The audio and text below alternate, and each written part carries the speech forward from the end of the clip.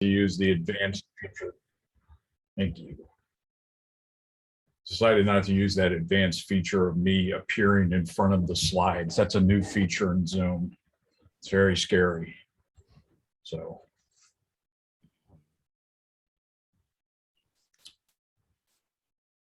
Is that like standing in front of what you're writing on the whiteboard and erasing it with your other hand as you move from left to right?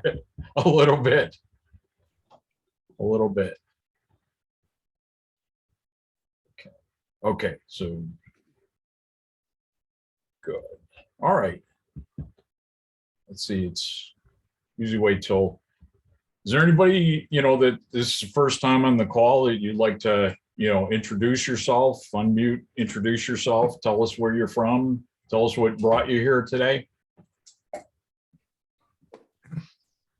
I think this is my first time on this call. I'm Oren Srebny. I work with Internet 2 on cloud programs, and we've been doing a lot of work on trying to understand how people are using cloud storage and how the future in cloud storage evolves for higher ed institutions. And so this is right up our alley at the moment. And I was pleased to find out about the call, and I'm happy to attend and hear what's going on in this sector of the world. Good to see you again. Nice to see you. Hi, I'm also new to this call. I'm from the University of Toronto.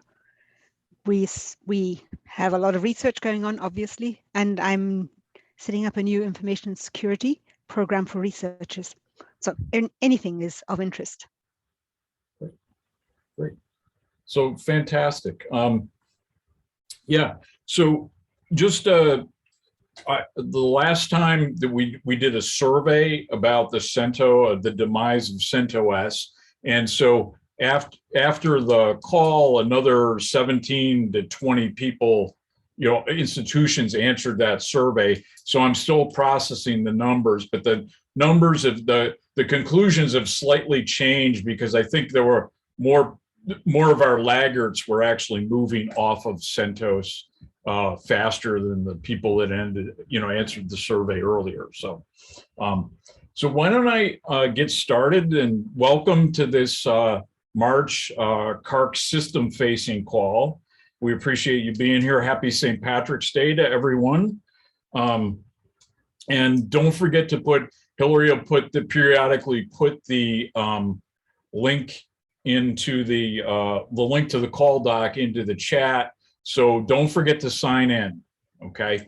So without further ado, I'll get started, and I'd like to thank my colleagues from Penn State to join. So if you see the first slide here, we've got a little box in the corner, and the subtitle of this slide is maybe Box, the gift that keeps on giving, or Boxed in by Box. But we decided to make a transition, and it was mainly vendor driven, obviously the price, and I think, you know, a lot of folks in higher ed have experienced this, but we decided we're an Office 365 school now. We have been for about 2.5 years. And so the people in the financial area said, well, let's talk about, why do we have 2 different cloud storage media? Why do we have Box? Why do we have OneDrive and SharePoint? Can't we just use this? And so really the quotes was, we're just moving people from one cloud solution to another. Shouldn't that be easy? So, and I think you probably, I've already tipped my hand at the answer here to that question, but I'll tell you, we started with 143,000 Box accounts, and that was because of auto provisioning. All of our, you know, students, faculty, and staff got it. We've had it for about 7.5 years now, I believe, under the current incarnation. And that also includes, so that's not only, that also includes what we call non-person accounts, which you can think of as group accounts. And those were particularly, we didn't set those up originally, but then when we realized that a lot of people wanted to use Box as a collaboration tool, you know, particularly for research, we decided to set something up. So it's, think of it as sort of a service principal that owns the space, and then there's co-owners that are usually the PIs or the head of research groups, or, you know, like departments use this for their administrative staff. There's all kinds of administrative uses of this, but really what drove the initial creation of those non-person accounts was the idea that we need to be able to share with our colleagues, and not it. One of the things we found out after saying to people, put all your research stuff in Box, was that graduate students were following our advice, and they were putting all the research data for their research group. And then, as you know, not every graduate student was like the way I performed in graduate school. So most people, you know, got out in a reasonable amount of time. People started leaving, their accounts got cut off, and all of a sudden the research was, oh my gosh, where's our group's data? You know, John was keeping all the data for this group. So that was one of the reasons we started discouraging people from keeping research data in their personal accounts, move it to these non-person accounts. And so with all the non-person accounts, with all the individual accounts, we have about 143,000 to migrate, and we've been at it about 14 months now. And what I'll say is, so we're down to about 250 accounts that need to be migrated still. But that's the tough stuff. Only the tough stuff is left. And what do I mean by that? So we also encountered some folks where the answer wasn't OneDrive. We knew that right up front. And so some would like to, you know, given the choice, I think anybody faced with change would like to, I just would rather not go. I'd rather stay on Box, but really that's not much of an option. So we came up with some of these other cloud storage, you know, so this is going to be a little bit more than free, you know, and that's why people were using the Box storage. When all was said and done, we peaked at about 3 petabytes of data in Box, and I would say close to 1 petabyte or approximately 1 petabyte of that data was just CryoEM microscope data. So cryogenic electron microscope data.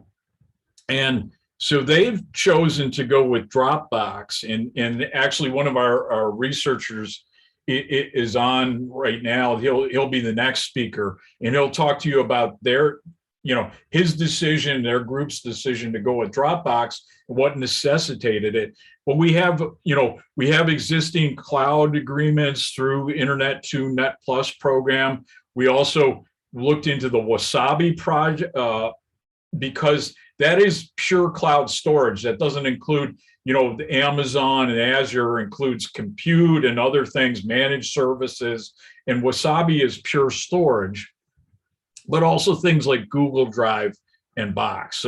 So we have a cleanup list that's about 1,200 people right now, and those are people that probably OneDrive isn't good enough for them, and we're going to have to move them off into some of those services. So what are the lessons that we learned? Well, we told people to move your research stuff, move everything into Box, and just do that, and it's free, and so this was actually a classic case of tragedy of the commons because people followed our advice. But what we realized is that for the researchers, workflows are what mattered. So it wasn't just a matter of taking stuff from Box, just move it from one cloud storage to another cloud storage.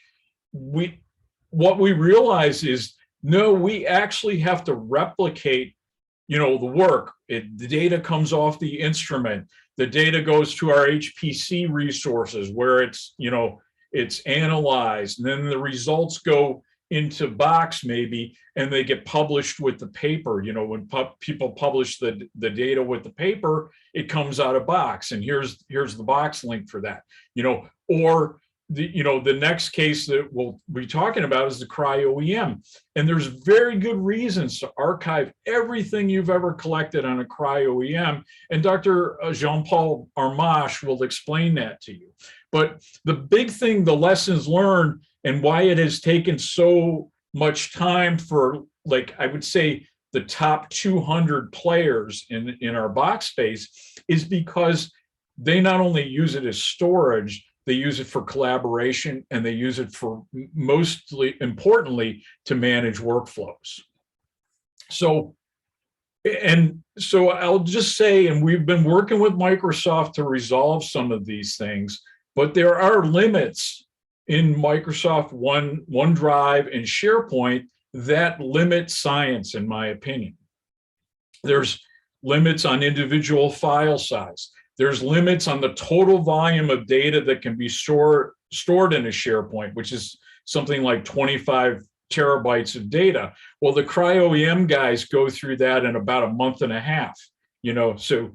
And then one of the most important things, which didn't become apparent at the time, was the limits on the path length. So the total path length from, folder name, subfolder name, up into the file is limited to 400 characters on OneDrive. And if you're anything like me, when I was a grad student, and a lot of our researchers, they use file and folder names, or directory and file names, to encode the metadata, right? So instead of keeping a separate database, with the names of the files mapped to, they have the instrument name, the day of the run, the settings of the optics, what the sample was used, what wavelengths were used, and so on and so forth. And as you preserve the metadata in these file path names, you realize that this is a bad choice for science. These limitations really do limit the science. So without further ado, I'll go to our cast of characters, and I can talk about some of those use cases in the social sciences where this has been a real big problem. But I'll just go on to the main event. Really is, I'll be introducing Jean-Paul Armache next. He's an assistant professor of biochemistry and molecular biology in the Eberly College of Science at Penn State. He's also a fellow in the Huck Institutes of the Life Sciences. And then my colleague, Derek Moore, who's a cloud solutions architect, and we're both in what's called the Office of the Associate CIO for Research at Penn State. Derek has a really cool project that they use all kinds of cloud technology, but he'll speak to some of the use of cloud storage for his particular project. So without further ado, I will hand it over to Jean-Paul. I need to stop sharing first. But I'll hand it over to Jean-Paul to sort of talk about the CryoEM and the use cases and why he absolutely needs something like cloud storage to facilitate their research workflow. So thank you, Jean-Paul, for agreeing to speak. And can you share your screen? Absolutely. Can you hear me? Yes. Okay. First of all, thank you very much for inviting me and for allowing me to chat to everyone and to present what we're doing. Second of all, I apologize if there is a little bit of a background noise because I think really they're trying to freeze me to death here in the office, and secondly, my computer doesn't quite well respond to having more than 2 windows open, so it might be a little bit loud. So I apologize for this. I will share the screen, desktop, if that's okay.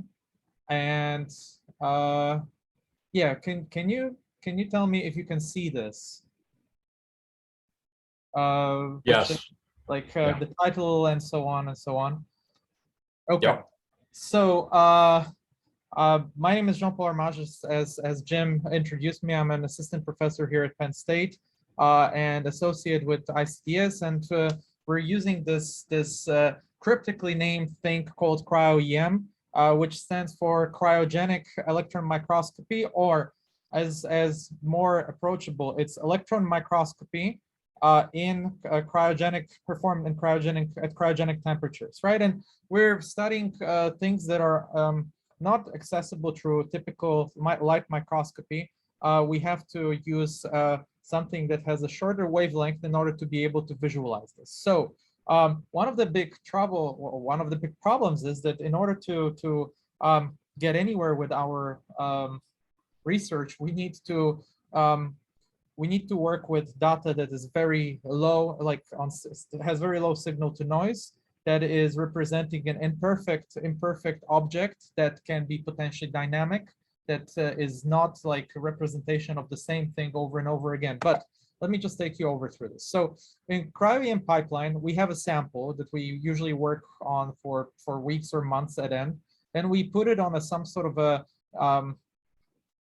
of a platform on which we freeze the sample in liquid solution that protects the sample from the vacuum and from the destruction by electrons in the electron microscope. We then put it onto the microscope. It's somewhere here. And then after collecting thousands and sometimes tens of thousands of images representing hundreds of thousands or hundreds of thousands or millions of these supposedly similar objects, we then do a lot of data processing and then data analysis with the data that we've obtained from the microscope, right? And most of the time, we're essentially this is sort of separate from this. So I'm going to focus on this. So data collection essentially is supposed to take pictures of the same object, but from very different very different positions. So it's each of these little things, little round or squarish things, is supposed to represent the same object, but at a different angle, right? Suspended in ice. So automatically, the question is, what do we do with this? We want to reconstruct a 3D object, so we have to put these things arranged so that similar views are added together, different views are separated and also added together. By adding together these little representations, we can increase their signal to noise, and this leads to an improved quality, and then we can actually see near atomic and recently atomic resolution quality of the data that we're studying. I would like to remind you, this is something that is within the range of 10 to 20 nanometers, right? So it's tremendously small. It's also it's also not in absolute zero, and it doesn't go from absolute zero to absolute zero. So it's always, there is certain set amount of dynamics there, right? So we collect thousands of images, each of them between 500 megabytes and 1.6 terabytes, or even more sometimes. Each of the images is composed of 30 plus frames, or as we call them, movies. Typical collection is at minimum 4,000 images. So it's if you multiply this by this, it's already quite a lot. And the data collection speed is rising. So we're collecting from the same microscopes, cameras, and so on. We're collecting more and more data, applying various types of improvements and so on. So the goal for data collection is to capture dynamics, or to qualify something into very coherent subset. So our largest data set has had 64,000 images. So 64,000 images of this sort, which each of them contains up to 800 representations of these things. So it's a massive amount of data that we're receiving, right? And the data needs to be kept to improve quality. And I'll show you at the end of this a very cool little assessment of this, or proof of this. And in the data processing, we have to computationally align the images, which doubles the storage requirement that we've already had for the images, right? So we doubled it.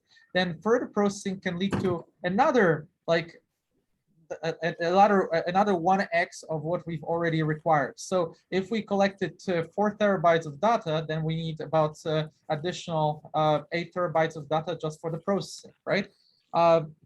We can temporarily back up the raw data, but in order to improve the quality, we quite often have to go back and forth with what we've already collected. And the data processing requires very extensive GPU involvement, but also requires high number of available CPU cores and a high amount of RAM.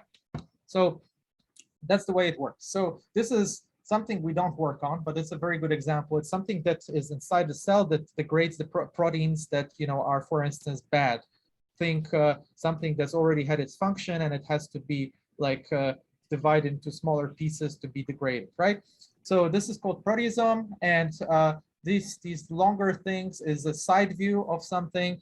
Imagine a box like this, and these round things are views from another side. Okay, so we typically take these so-called particles or representations of these things, and we cut them out of the image. And after we cut them out from the image, we align them together to some template, right? We try to find out which things, which images represent the same thing. And as we actually go through this iteratively, we add these things together, therefore increasing signal to noise, lowering the noise levels, and we can see actually much better features than we would otherwise see from the raw images.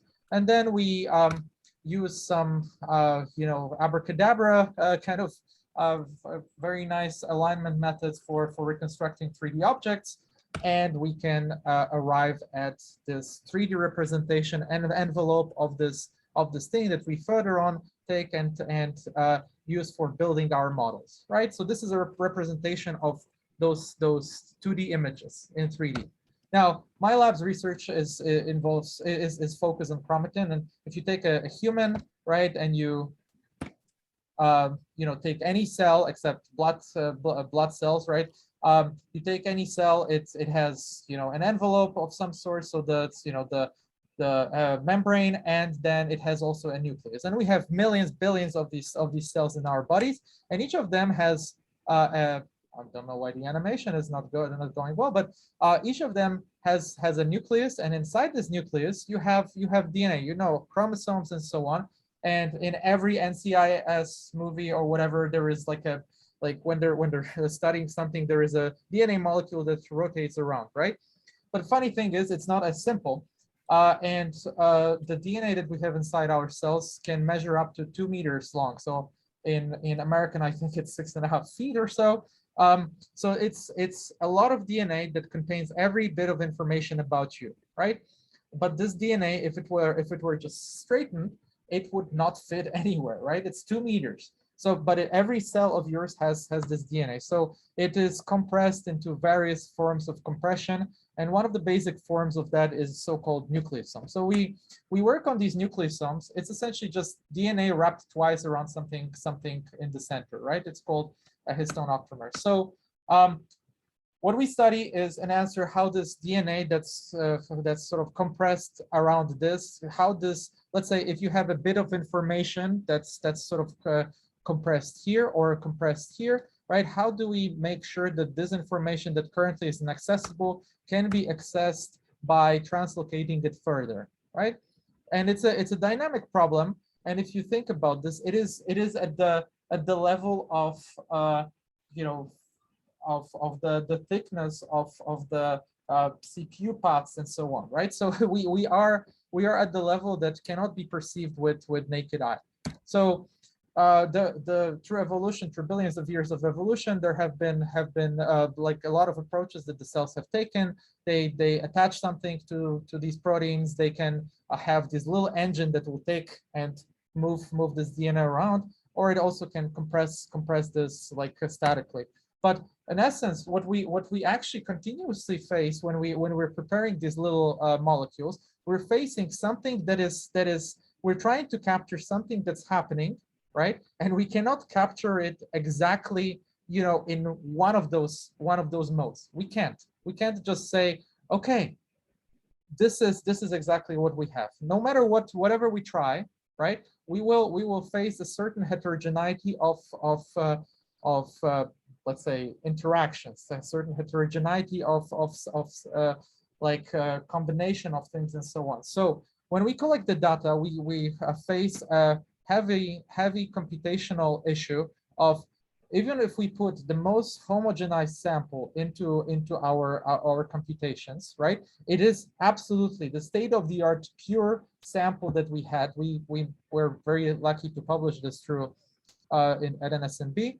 We still, despite purifying it, then trying to induce one stable state, and then further on cross-linking, so sort of freezing it in a specific mode, we still faced a very high heterogeneity of differences in the sample, right? So if you try to add similar things, or if you're trying to assume that similar things are in your sample, right, you're wrong. And that's why computational complexity rises with the question that you're trying to answer.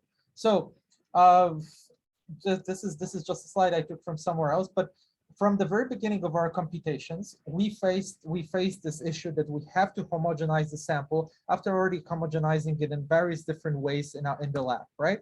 So I promised you an example of why, for instance, long-term storage is important, and this is one of the things that were absolutely critical. So when I was doing my postdoc, we collected data in 2015, and this was like very small amount of data, 700 images. So we collected this data in 2015, and after 3 months of working on this data, I was able to push this data to 8 angstroms. And in our world, the lower the number here, the better. So if 8 versus 3 is better than 8, right? So, but it took us 3 months to try to figure out this 8 angstrom resolution map. So comes 2016, already using slightly different software, and within 2 weeks we were able to improve this to 5.4 angstrom. And the difference is 8 angstrom just shows you some general outlines. 5.5 angstroms essentially gives you detail almost close to seeing, let's say, very close interactions. Now 2017, pardon my voice, we got this absolute state of the art at that time. This was the best resolved thing. Within 1 week of computing exactly the same data that we had stored before in the cloud. So we were using box at UCSF, right? But as the technology keeps on progressing, in 2018, just before the publication went out, I approached this again with new software, and this again improved this dramatically. But funny thing is, 3.9 to 3.4 is a jump as big as between 8 to 5.4. And I haven't tested in the past 3-4 years, but I wouldn't be surprised if if due to the changing computational capacities and algorithmical approaches, this would even be able to be pushed further. And this all stemmed from improvement in computational approaches and speed up through GPU acceleration. Because now we can brute force stuff, but we also have smarter algorithms to approach these kind of things.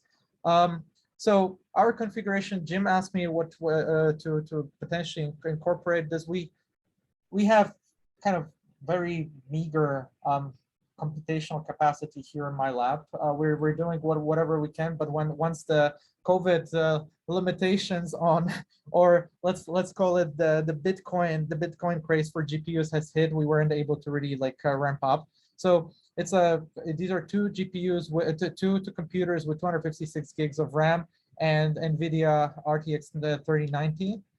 We have one workstation from Titan, which is has 3 2080 Ti's and 128 gigabytes, and one Dell workstation with Xeon Silver and one RTX 2080 Ti. So it's not huge, right? But it's significant because one card like this can actually serve as an amazing basis for our computational stuff. But what we face continuously is the fact that we run against the wall in terms of where to store our data. So the way that we deal with this right now is that when we get the data collected by the facility, we get the data shared over ICDS or Globus, which we download to our computers.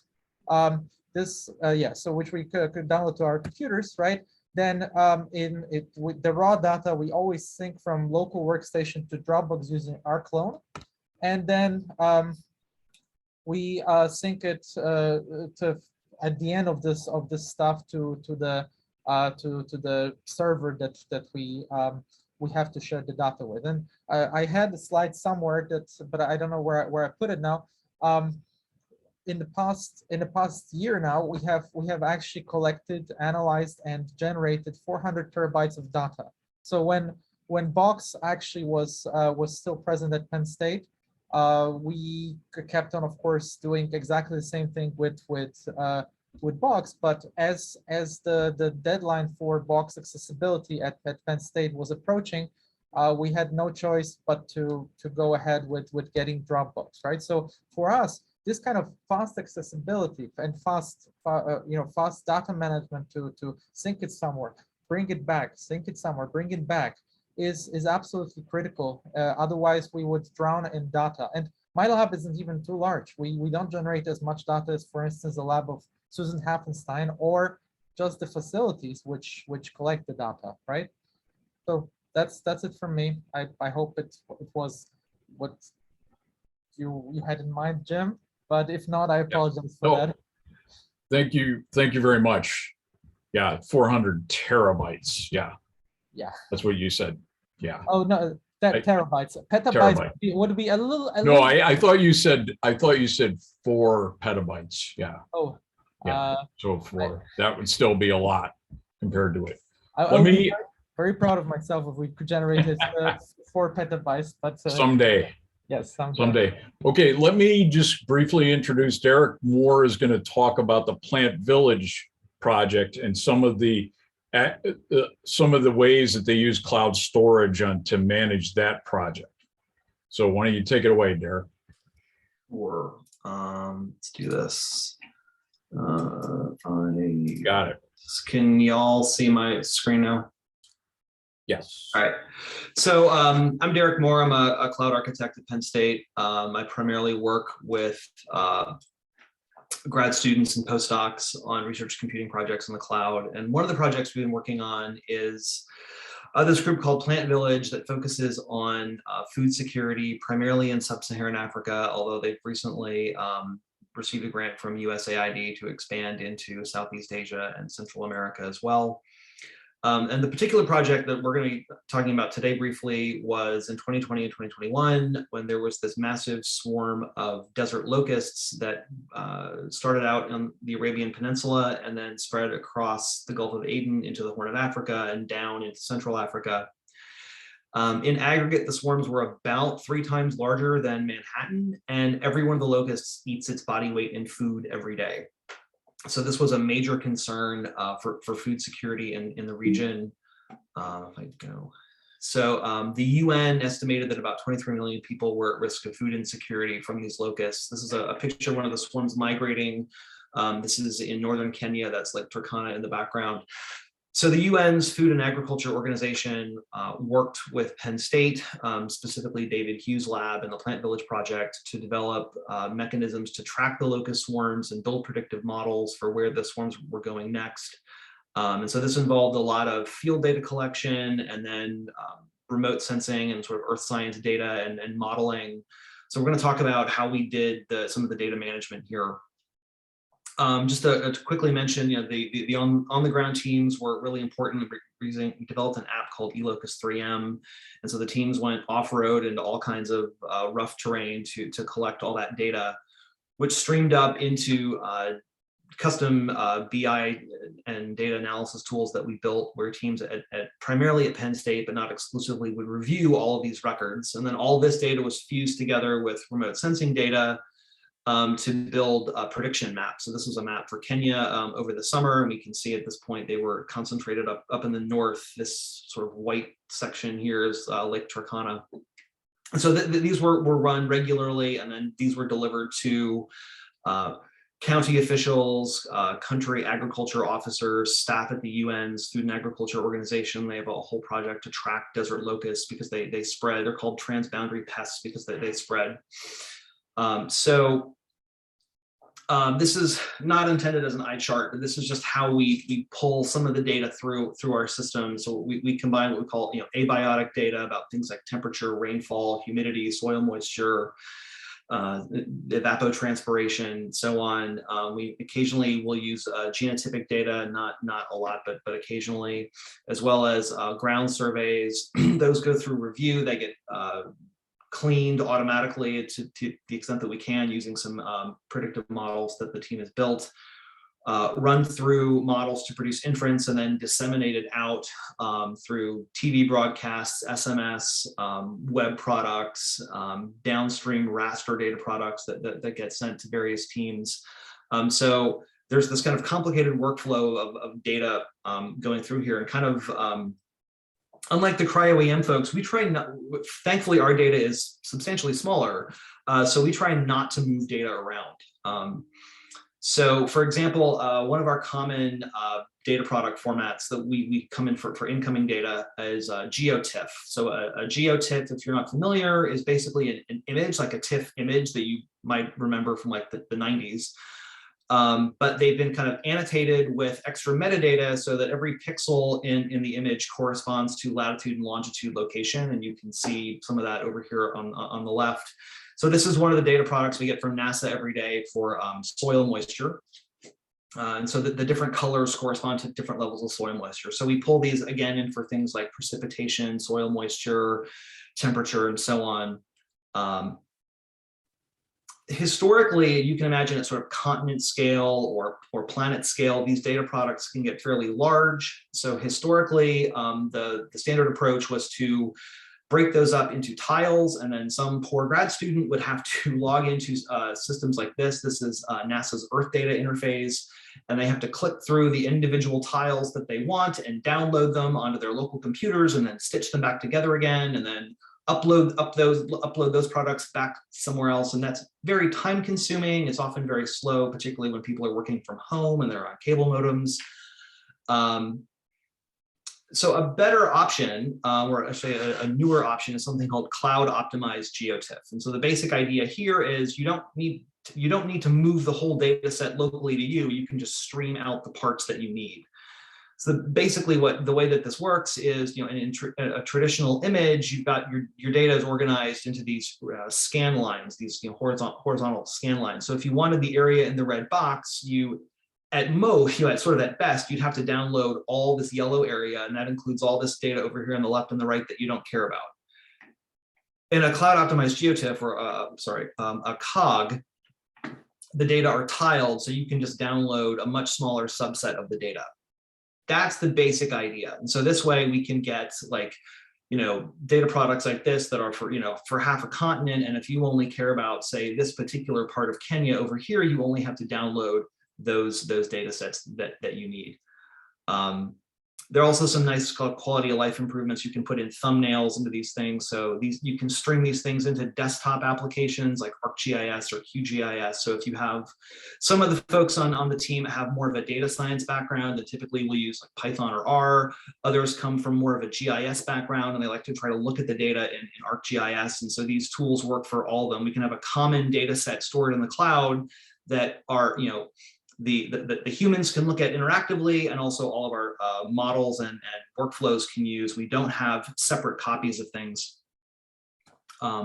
So again, just an example of, you can just put these things straight into QGIS here. And these are some of the other data. This is the water holding capacity of the soil. So you can see these files aren't huge. They're about 1 gig each, but again, it's, we don't have to transfer everything around locally. Another nice kind of quality of life improvement is some of we pull data in from all kinds of different data providers, and some of them do kind of unusual things with the data. So one of them is this data source called WAPR that the UN's Food and Agriculture Organization runs.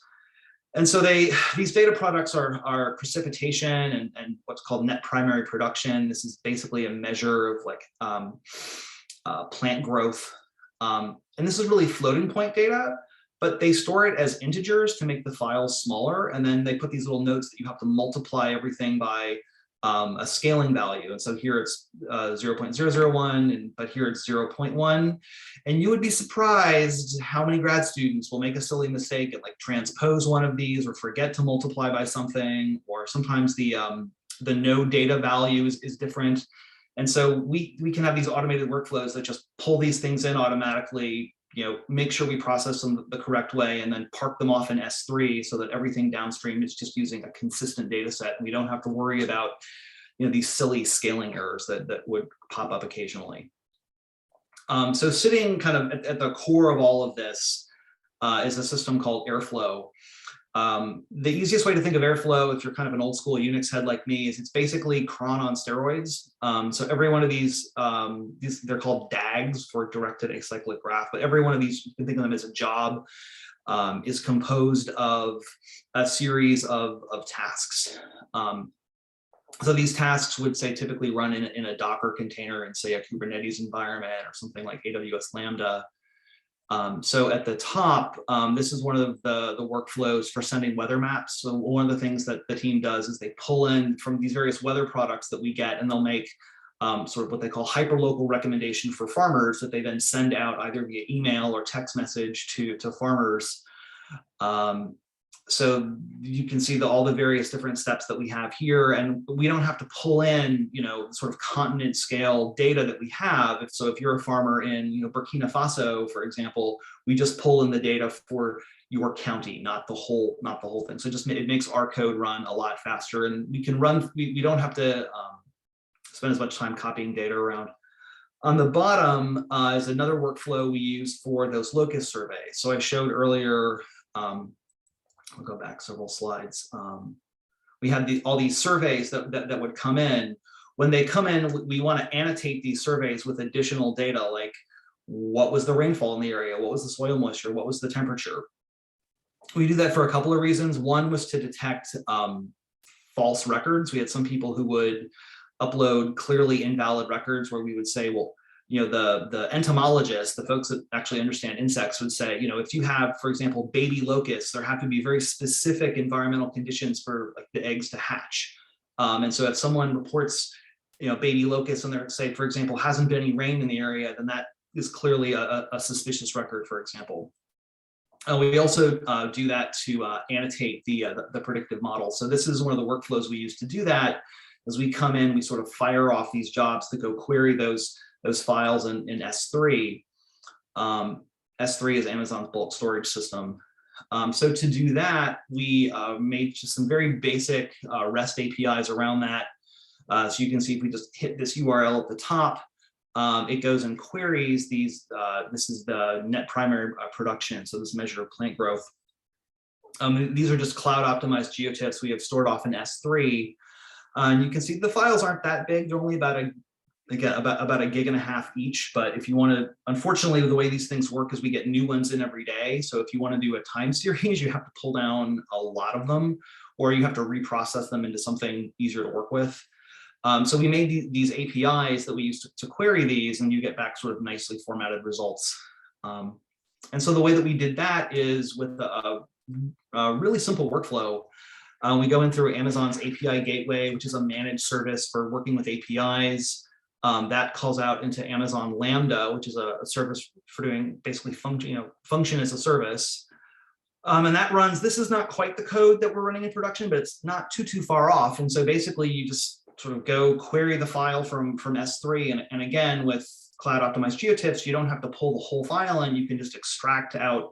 So you sort of read the metadata, you figure out what portion of the file you need to query, and then you just pull that in. So we were able to make these types of APIs to go pull in all the supplemental data we needed really, really easily, and this just runs automatically with Airflow. And this has actually been running pretty much without a hitch. There are obviously some setup issues we had early on, but pretty much it just runs now.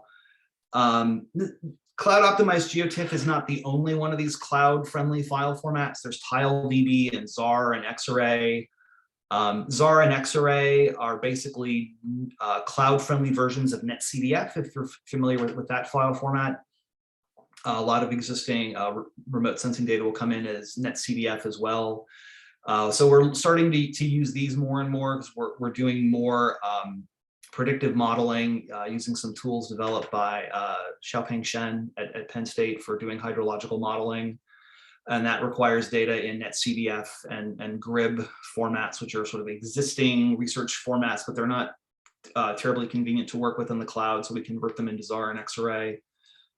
We can do similar things with ZAR. So this is not a Plant Village related project. This was for something we did actually for someone in College of Education. They wanted to pull in atmospheric data and be able to do some kind of, in this case, we're just calculating a mean. It's nothing super fancy, but you can make these sort of global summary views just by streaming the data in this ZAR format just straight out of S3, and then you just run your code. You don't have to download all the data and install all the software to work with it.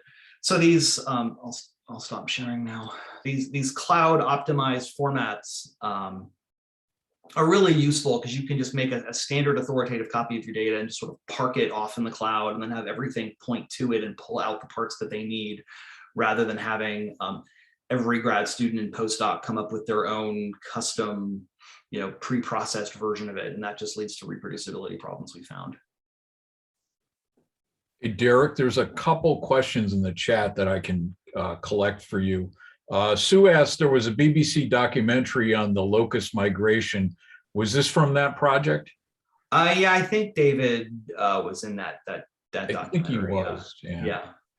Yeah, so that's the PI, Dr. David Hughes. And then so this is an interesting question. Out of curiosity, why would someone want to supply a false report? That's a really good question. Some of them, we would find people doing, we started requiring that people provide photos. And one of the things I didn't talk about was the whole image inference pipeline that's been built. Because we have computer vision models that look at an image and detect if there's a locust in it or not. So they would take the same locust and they would move it around, they go a couple kilometers down a road and put the dead locust on the ground and take a picture of it again. And if you look at their records on a map, it's they're clearly going along a road. Or some of them would take them back to their apartment and put it on a coffee table and take a picture. Or they would take a picture of a locust out of a book, it was clearly from a book, or on a computer screen you could see the pixel grid.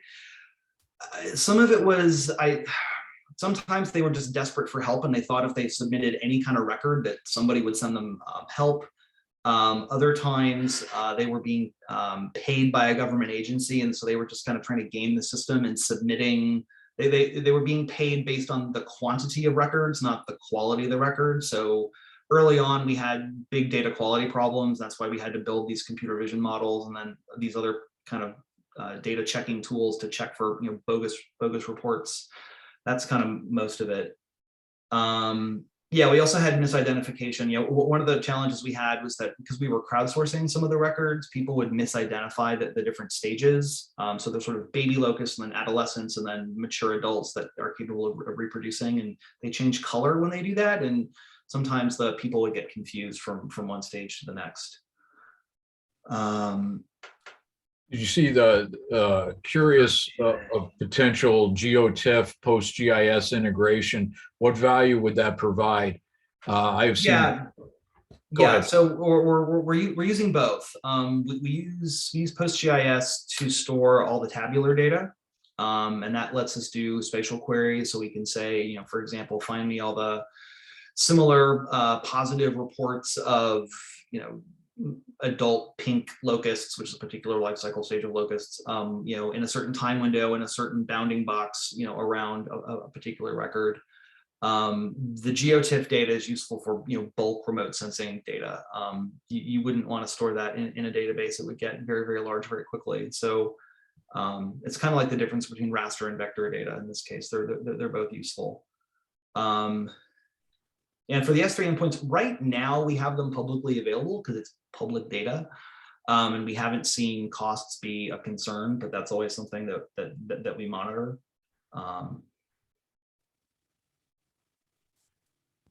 We don't have authentication on those. That API I showed you is live. If you hit it, it will return results. So we mainly rely on the fact that we haven't documented them publicly. So unless you're kind of on the team, you don't really know what to query. Security by obscurity. Yeah.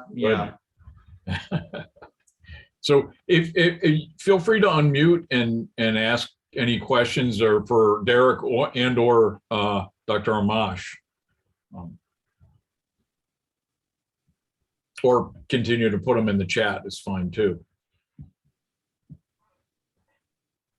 You know, one of the reasons I asked Dr. Amash to speak was because of the fact that this whole field of structural biology and cryo-EM microscopy is so quickly evolving, and the algorithms are evolving. So you really have to keep all the data, and that the best way to do that is the cloud storage. I think somebody asked early on was wondering about the latency or whatever, but you know, I think Dr. Amash explained later that all the processing occurs on, you know, machines with GPUs and on the local disk on RAID arrays, but this is using the cloud primarily for a long-term archive, so you can reprocess the data and try to reproduce the results.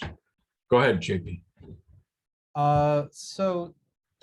There are projects that incorporate, for instance, AWS, Amazon's cloud to actually could make all those calculations on the cloud, right? So one of the people who does it is Michael Cianfrocco, and he's sort of been championing this stuff. So absolutely, you can use also the cloud to do that, and it's sort of a well-established protocol right now, right? But of course, because keeping this, I think the data on the Amazon servers, or at least copying it, is quite expensive, and dealing with administrative things for us is a little bit stressful. I prefer to compute everything on our local machines, and you know, the optimal thing that would be to use our local ICDS, or Institute for Computational and Data Sciences, right? But we still haven't gotten to it, right? But yes, absolutely, we can use the clouds to calculate the cloud to calculate data there. Yeah, there's a good question that was in the call doc. Has there been a push to investigate working with nationally funded storage options, like for instance, Strides or Dataverse or Open Storage Network? And I know, Derek, that David Hughes received a new grant. Is there talk about that? No, not for those. I mean, basically, we're doing almost everything in AWS. Some models are still being trained in Azure for various legacy reasons, and mainly because of, like, you know, the notion of data gravity. Like, we've already got everything set up in AWS. All of our data is in AWS. It's not, you know, it's fairly time consuming to go, you know, extract enough of it into another environment that we could do anything useful there. Oren, you have a question? Yeah, thanks. This was a great set of presentations, and I'm really struck by the sort of continuum from where you started, Jim, going all the way through the other presentations. You know, and you started talking about sort of the pain in the ass factor of moving from one consumer storage service to another consumer storage service. And then Jean-Paul talked about, you know, sort of the immensity of the data and the need to be able to keep the archive for subsequent processing of these huge amounts of data. And then Derek, you talked about, you know, sort of utilizing clouds, you know, the cloud native storage and the cloud processing capabilities. And I think, you know, I think there's a direction there. My phone is ringing. You know, there's a direction being pointed out there. And I recently wrote a briefing paper for CNI about the end of infinite storage, which was really about how we can't depend on having these, you know, essentially infinite storage in Box or Google or wherever else we've got it. And we're going to need to figure out how to use, you know, things like S3 and Google Cloud Storage and figure out ways to cost effectively manage them for storing large amounts of data. And I'm just struck by, you know, this is just an area where we're going to need to get good at integrating in using those facilities and how to cost effectively utilize those facilities. And I think, Derek, you were really pointing out some ways that we're beginning to be able to do that, right? We can store large amounts of data in the cloud, and we can use the cloud facilities to just section the pieces of data we need to operate on. And then, like Jean-Paul wants to do, bring just those subsections back to where we need to process them. So I think there's a lot of work to be done here, but I think we're beginning to see, the emergence of ways to work this in ways we haven't before. And I really want to thank you for just bringing those threads together in a way that I think I haven't seen done before. Thanks, Oren. Real quick, it looks like we're running up against the hour, but Paul, you have a question? You have your hand up? Yeah, just actually to follow a little bit on Oren's comment there. Infinite storage, right? Nobody wants to have infinite storage, whether it's a campus or even AWS, right? They can't do it either in terms of truly infinity. Has Penn State looked at sort of what the costs are of doing it in AWS or whatever cloud service versus doing it on-prem, with the understanding that, yeah, you don't want to expand to a ridiculous amount of storage?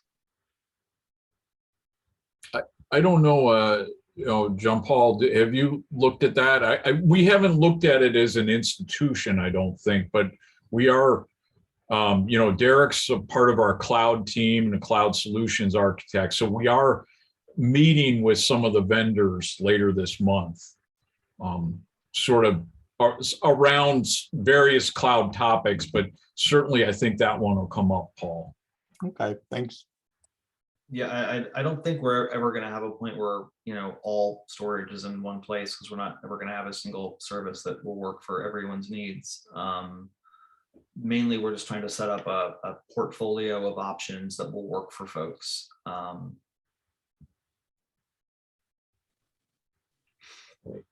So we're right at the top of the hour, so I think we'll have to cut it there, but I just wanted to remind everybody that our next meeting is April the 21st, Thursday, April the 21st at 1 p.m. Eastern time. And thank you for your time and attention today. I thought everything went great. Thanks, everybody. Thank you. Thank you.